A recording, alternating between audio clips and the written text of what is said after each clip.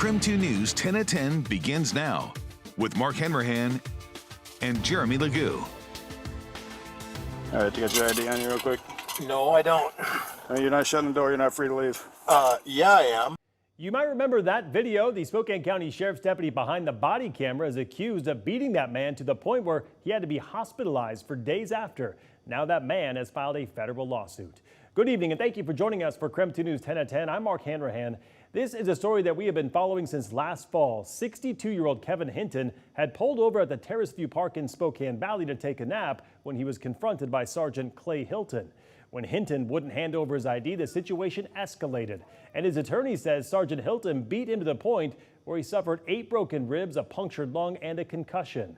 Spokane police later investigated the incident and found there was probable cause to charge the sergeant with assault. Since then, there has been no word from prosecutors on the next steps. But today, Hinton filed a federal lawsuit against several parties, including Sergeant Hilton, the Spokane County Sheriff's Office, the City of Spokane Valley, and the American Medical Response Ambulance Service. In the lawsuit, Hinton accuses them of several things, including excessive force, deliberate indifference, and negligence. Now, the complaint states in part the Sheriff's Office, quote, rubber stamped their approval of an officer's use of force despite clear evidence to the contrary. I spoke with Hinton's attorney back in February. He told me the incident left his client shaken to the core and that it should have never happened. Just into our newsroom, a Spokane County Sheriff's deputy in the hospital after being stabbed while responding to a call this afternoon. The Spokane County Sheriff's Office says they received a report of a woman walking through people's yards and climbing fences in Deer Park. While trying to get the suspect into custody, the Sheriff's Office says she stabbed a deputy in the chest. He was taken to the hospital and is in stable condition. The suspect is in custody and facing felony charges tonight. Now to our night beat with a quick look at today's top stories. Spokane police continue searching for a suspect behind a series of suspicious fires in Browns Addition and Peaceful Valley this week. 2 fires started near Peoples Park Monday afternoon. The fire department was able to get them under control quickly, but just a few hours later, 3 more intentionally set fires popped up near High Bridge Park. Investigators say the fires are likely arson, but are still trying to link the 2 incidents. So far, no arrests have been made. 4 people have been sentenced to prison for attacking a couple in downtown Spokane with bear spray and then robbing them back in March. The oldest of the 4, a 27-year-old man, got the longest sentence at 5 years. The other sentences range from 3 to 4 years. Spokane police say the other 3 people are minors and still need to be processed in juvenile superior court. And new tonight, Spokane Mayor Lisa Brown proposing a new partnership with the Volunteers of America to keep the Hope House Women's Shelter running. That proposal includes a $1.2 million grant made available thanks to cost-saving measures at the Trent Resource Center. Volunteers of America will use that money to develop a new approach to finding permanent housing for women in the Hope House. The proposal now heads to Spokane City Council for consideration. And that was your Night Beat. To learn more about any of these stories, just head to our website. That's KREM.com. All right, we have got a pretty big weather shift heading our way. Chief Meteorologist Jeremy Legoo is here to explain our weather impact alert in place tomorrow. Jeremy? Well, Mark, when it comes to our overall weather pattern, we can start with the now. We are still near 80 degrees at 10 p.m., and that's a big deal when you're talking atmospheric energy. So as we get a disturbance moving through starting tomorrow afternoon, we are going to see some big impacts. Wind, rain, and likely some localized thunderstorms. For that reason, we have a blowing dust advisory for central Washington, eastern Washington, and down across the Palouse. Basically, there's a lot of loose topsoil. We are going to start our entire event with a strong gust front. Wind is going to pick up quickly, and as it does, it's going to kick dust up. I think that likely takes place around 2 to 4 p.m. By 4 p.m., the rain arrives, and it takes us into the evening. There will be breaks in the action, but expect a lot of rain and a few rumbles of thunder embedded within. Things wind down after the sun goes down, and we will catch our next round Saturday morning. That will keep us much cooler. Tomorrow we top out at 80, 70 on Saturday with those morning showers, and by Sunday, 72 as the sunshine returns. All right, sounds good, Jeremy. I'll check back in with you later in the show. The long-awaited Great Outdoors Comedy Festival kicks off tomorrow at One Spokane Stadium with multiple comedians set to perform. Organizers say they're excited to see how the event will highlight the venue and the city of Spokane. KREM 2's Connor McAvoy joins us live outside the stadium tonight after speaking with organizers. Connor?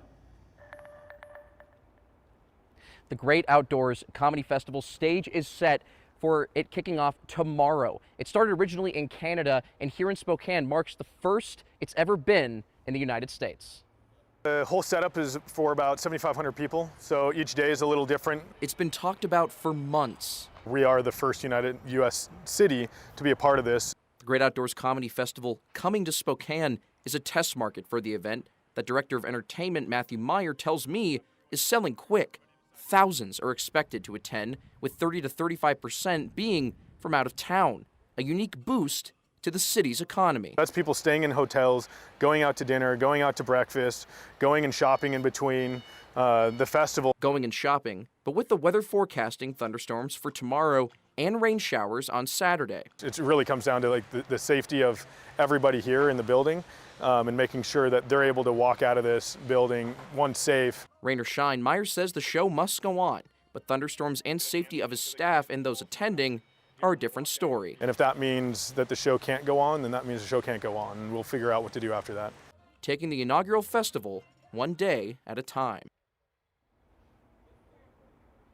It's a great event, again, starting tomorrow with Tom Segura, followed by Shane Gillis and comedian and Spokane native Kelsey Cook, and ending on Sunday with Kevin Hart, whose show is going to have cell phones checked at the door. So it's best if you use your cell phone for purchases. It's best to bring a credit card to make it easier for yourself and for those who are on staff. And I've been challenged by Jeremy Legoo to make a joke. I actually did do some stand-up when I was in college, but after the experience, I prefer to sit down. In Spokane, Waka Waka, Connor McAvoy, KREM 2 News. Waka Waka. I think you killed it. Good job, Connor. I'm not sure what that means, but I like it. All right, a big shakeup in the Seattle Mariners leadership today. Scott Service has been fired as the team's manager. He brought playoff baseball back to Seattle, but couldn't sustain that success. So today, Service is out. The team blew a 10-game lead in the last 24 days, which has never been done by a major league team. Service released a statement just within the last few hours, thanking players, coaches, and staff. Our Seattle sister station caught up with fans who saw the change coming, but say it's still sad. I love Scott. I think, he's, like I said, he's like our dad, right? He's the dad manager, and, he's brought us through a hard time, but yeah, I think after everything we've been going through, I knew something was going to happen at some point. If you're a Mariners fan, you're used to the hurt, and we're ready to be hurt, and we're ready to win and go for it. Mariners Hall of Fame catcher Dan Wilson has been named as the team's interim manager. The Washington Secretary of State is now officially calling for a recount in the primary election race for Commissioner of Public Lands. The final vote tally for the second and third place candidates is separated by just 51 votes. So starting Monday morning, employees with the Spokane County Elections Office will come back to the elections office to count by hand nearly 145,000 ballots for the first time since 2004.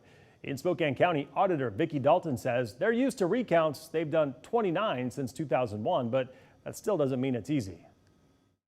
I know it sounds easy to count. You just grab a piece of paper and you go 1, 2, 3, 4.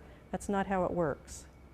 Counting, especially this kind of tedious work that's going to go on for hours and days, is very, very difficult, and not everybody can do it. Here in Spokane County, the recount is expected to take 4 days, but statewide, nearly 2 million ballots will have to be counted by hand. All right.